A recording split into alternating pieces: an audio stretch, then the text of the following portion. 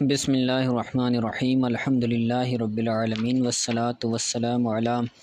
سید الانبیاء والمرسلین۔ الحمد للہ ہمارا اجابت السائلین کے اسباق کا سلسلہ چل رہا ہے اور ہم حضور پر نور صلی اللہ علیہ وسلم کے علم غیب کے حوالے سے پڑھ رہے تھے۔ گزشتہ دروس کے اندر ہم نے قرآن پاک سے دلائل ملاحظہ کیے جس کے اندر حضور پر نور صلی اللہ علیہ وسلم کو علم غیب دیا گیا تھا، اس بارے سے بیان ہوا، اور احادیث طیبہ کے اندر بھی حضور کو علم غیب تھا، اس بارے میں کثیر احادیث آئی ہیں جن میں سے ہم نے 10 احادیث کو ملاحظہ کیا۔ ٹھیک ہے، تو یہ عقیدہ ہے اور یہ ایک ایسا عقیدہ ہے کہ جس کے اندر بندہ اگر سچے دل سے، سچی لگن سے اس کو سمجھنے کی کوشش کرے تو اس کے ذہن میں، اس کے دماغ کے اندر یہ چیز عیاں ہو جاتی ہے۔ تو آج ہم علماء کے اقوال سے اس چیز کو واضح کریں گے کہ حضور پر نور صلی اللہ علیہ وسلم علم غیب جانتے تھے، اللہ تعالیٰ نے حضور کو علم غیب پر مطلع فرمایا تھا۔ ٹھیک ہے، تو بلا تاخیر پڑھتے ہیں۔ اقوال الائمۃ، ائمہ کے اقوال، اماموں کے اقوال۔ وَأَمَّا أَقْوَالُ الْعُلَمَاءِ الَّتِي تَدُلُّ عَلَىٰ اطلاع اللہ نبینا صلی اللہ علیہ وسلم علی الغیب، بہرحال علماء کے وہ اقوال جو اس بات پر دلالت کرتے ہیں کہ اللہ تعالیٰ نے ہمارے نبی کو غیب پر مطلع کیا تھا، فہیہ، تو وہ اقوال یہ ہیں۔ تو یہ سارا مل کر جو ہے وہ مبتدا بنے گا، فہیہ اس کی خبر ہوگی، تو وہ اقوال یہ ہیں۔ ٹھیک ہے، اطلاع یہ مصدر ہے اور لفظ اللہ یہ لفظاً اس کا مضاف الیہ بن رہا، لیکن معناً یہ اس کا فاعل بنے گا، اور نبینا یہ مصدر کا مفعول بہ ہے۔ ٹھیک ہو گیا، آگے اقوال بیان کرتے ہیں۔ تقریباً 9 اقوال ہیں علماء کے، ائمہ کے، اماموں کے، بڑے علماء کے اقوال ہیں، تو پڑھتے ہیں۔ کہتے ہیں قال العلامۃ محمود الآلوسی لم يقبض رسول اللہ صلی اللہ علیہ وسلم حتی علم کل شیء یمکن العلم بہ۔ علامہ محمود آلوسی فرماتے ہیں کہ حضور صلی اللہ علیہ وسلم کا وصال نہیں ہوا یہاں تک کہ حضور ہر اس چیز کو جانتے تھے جس کو جاننا ممکن تھا۔ یاد رکھیں، علم غیب کے بارے میں ہمارا جو عقیدہ ہے وہ یہ نہیں ہے کہ حضور پہلے ہی دن سے ہر چیز کو جانتے تھے، ہر غیب کو جانتے تھے، بلکہ ہمارا عقیدہ یہ تھا کہ آہستہ آہستہ اللہ تبارک و تعالیٰ کی ذات حضور کو غیب پر مطلع کرتا جا رہا تھا، تو جتنا اللہ نے حضور کو غیب پر مطلع کیا حضور اتنا جانتے تھے۔ ٹھیک ہے، تو اس قول کے اندر بھی یہی ہے کہ جس چیز کو جاننا ممکن تھا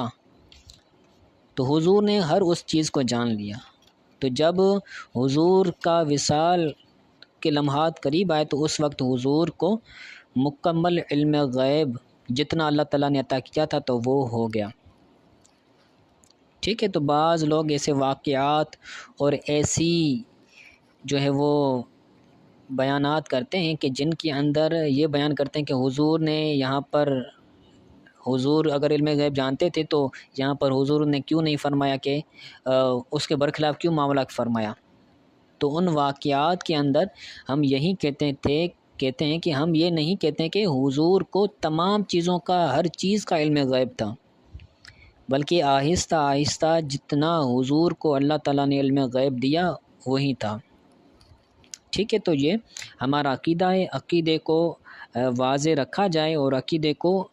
سمجھا جائے۔ بس اوقات ہمارے لوگ بھی اس کے اندر شدت کر جاتے ہیں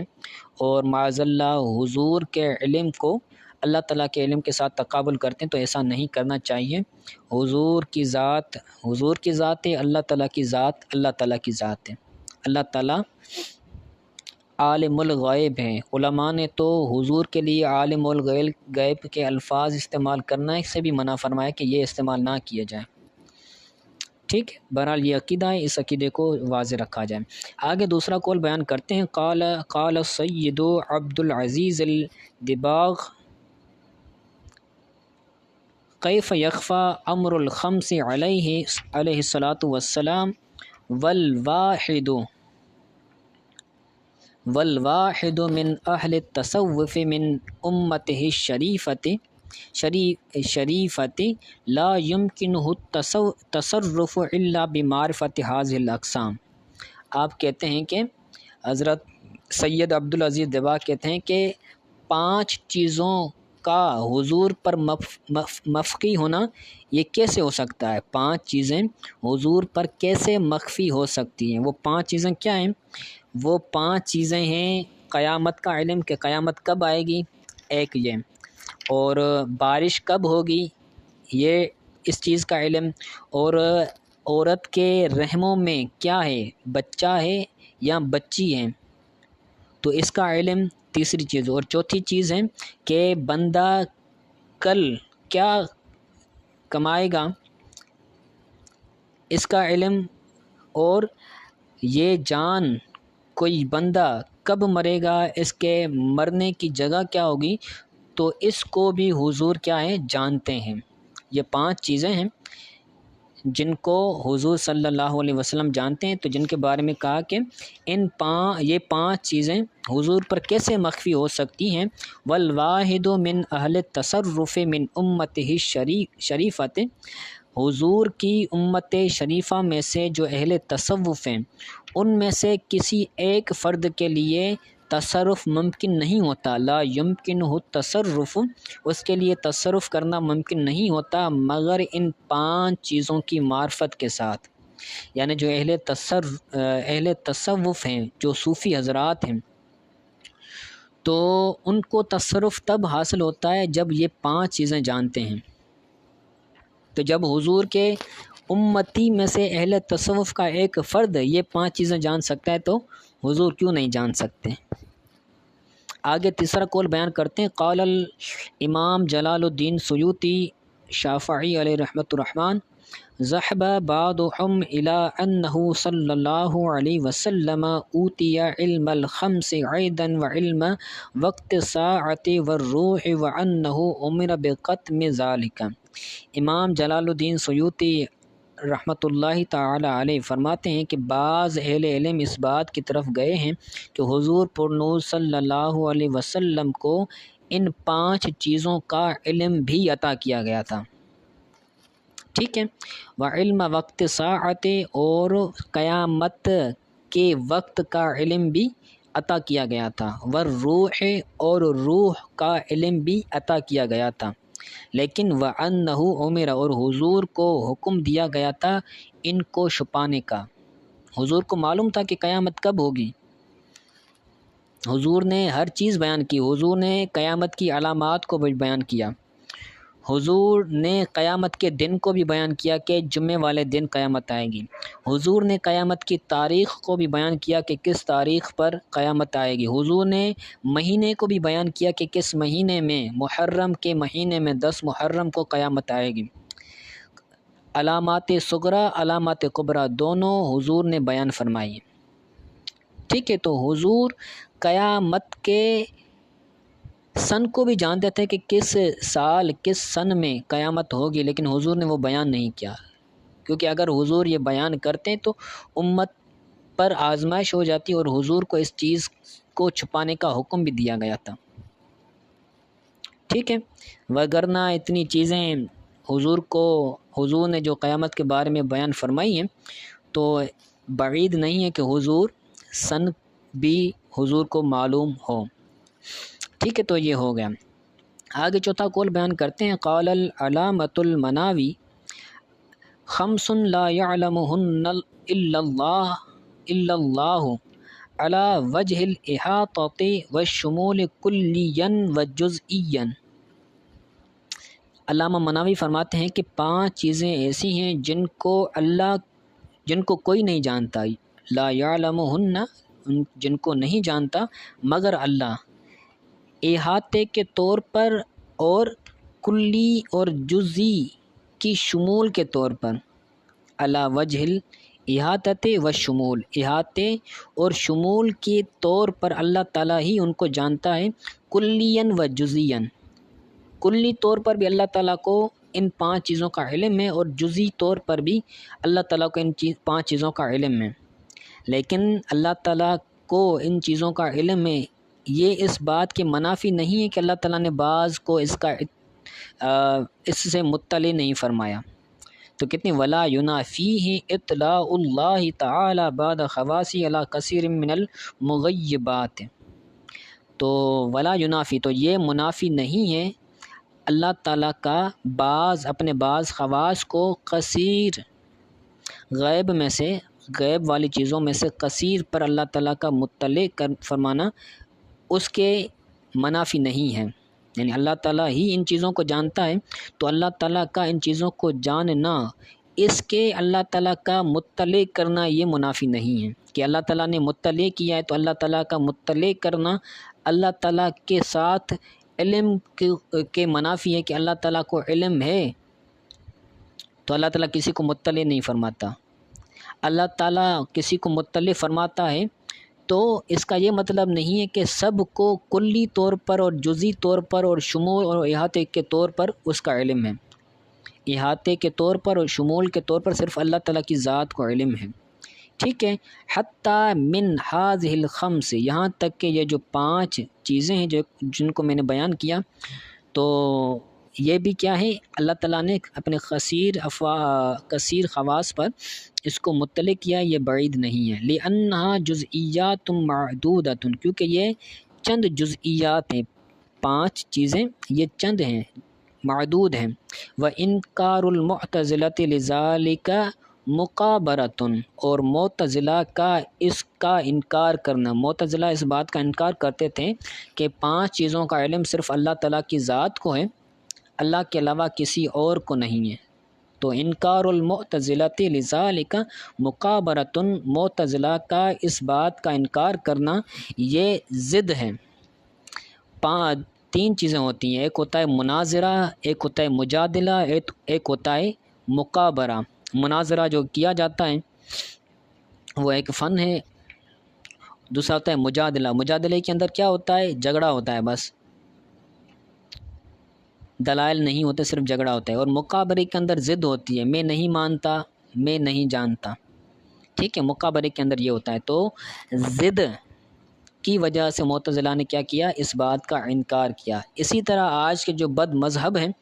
وہ بھی ضد کے اندر ہیں، مقابرے کے اندر ہیں، تو ضد کی وجہ سے وہ نہیں مانتے، ان کو پتہ ہے، دلائل معلوم ہیں، لیکن ضد ہوتی ہے، اللہ تعالیٰ نے ان کی عقلوں پر پردے ڈال دیے ہیں۔ بہرحال 5واں قول بیان کرتے ہیں، قال احمد شہاب الدین خفاجی، احمد شہاب الدین خفاجی فرماتے ہیں کہ اطلاع العبد علی غیب من غیوب اللہ بنور منہ، اللہ تعالیٰ بندے کا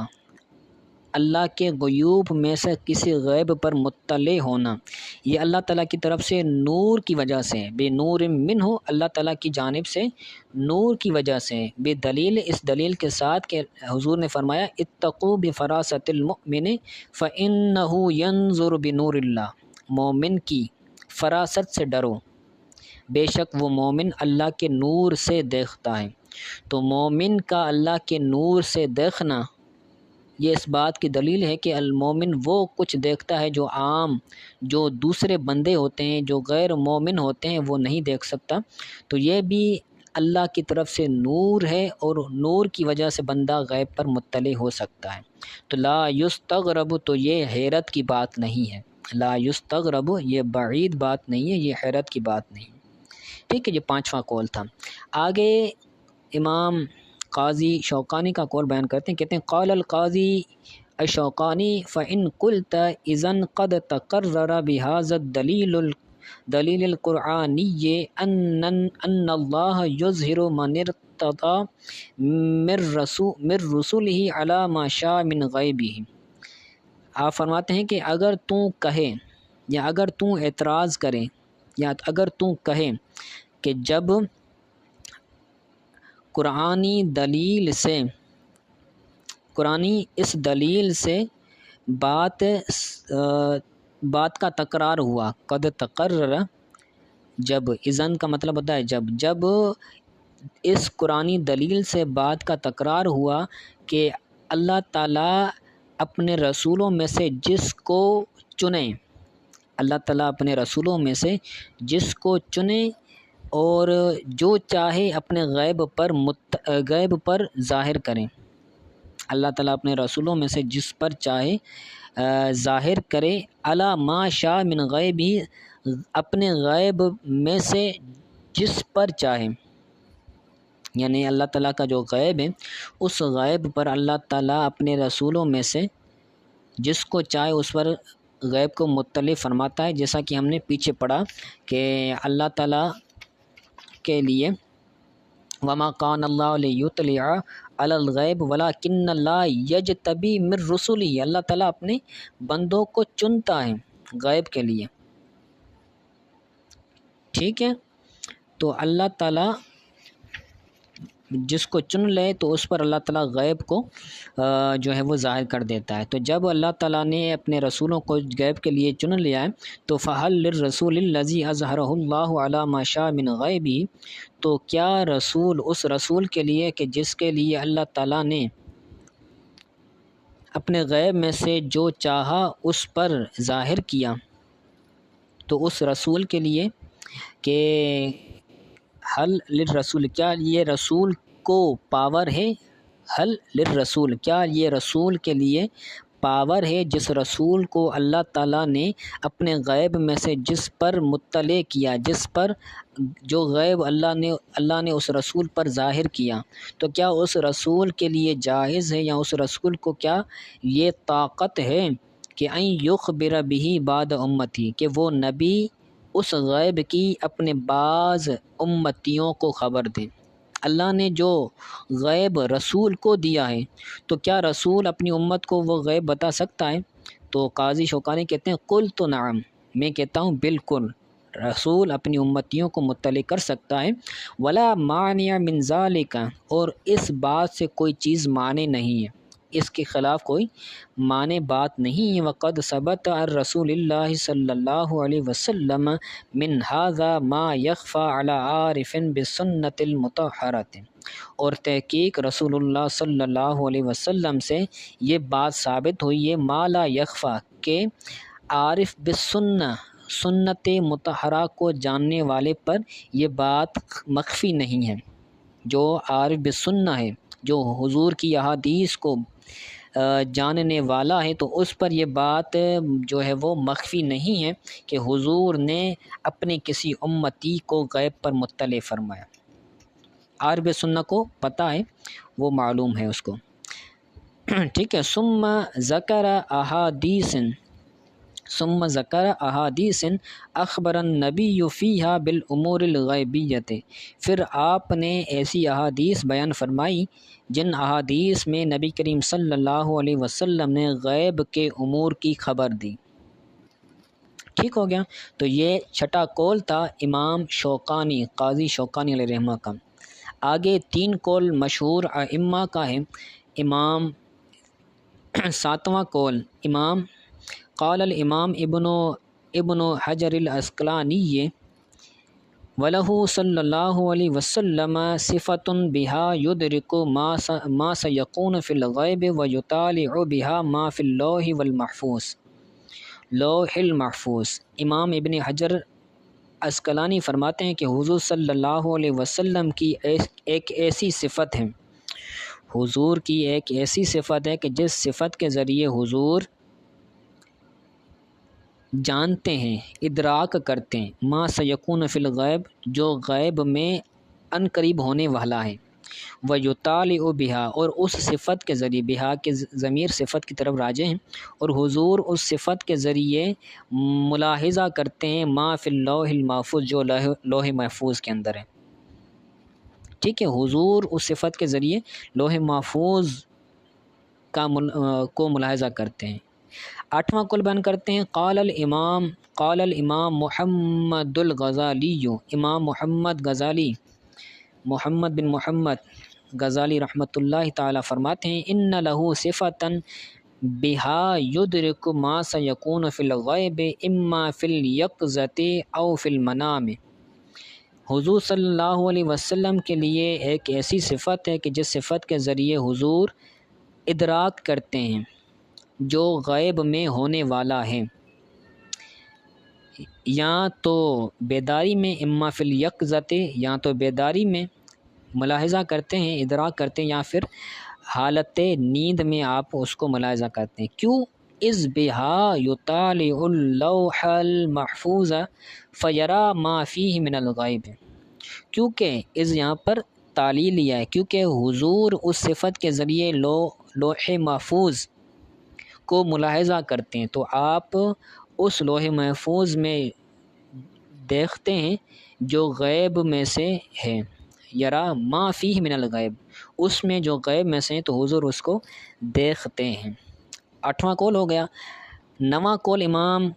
قاضی ایاز مالکی علیہ رحمہ کا ہے، کہتے ہیں من ذالک، قال الامام القاضی ایاز، من ذالک مطلع علیہ من الغیوب ما یکون، کہ اس میں سے کہ جس حضور پر غیوب میں سے جو اطلاع ہوئی، وما یکون، اور جو ہونے والا ہے، ہونے والی ہے جو اطلاع، تو والاحادیث فی ھذا الباب بحر، اس باب میں یعنی حضور کو علم غیب پر اطلاع دی گئی تھی، اس باب میں احادیث بحر، سمندر کے برابر احادیث ہیں، یعنی بہت زیادہ احادیث ہیں، احادیث کا بحر ہے، احادیث کا سمندر ہے، لا یدرک قعرہ، کہ جس کا تہ کو پہچانا نہیں جا سکتا، جس کے تہ کو نہیں پہنچا جا سکتا، یعنی اتنی زیادہ احادیث ہیں، سمندر کے برابر احادیث ہیں، اتنے گہرے سمندر کی طرح ہیں کہ جس کے تہ کو نہیں پہنچا جا سکتا ہے۔ ٹھیک ہے، تو یہ اقوال علماء تھے کہ جن کے اندر حضور پر صلی اللہ علیہ وسلم کو علم غیب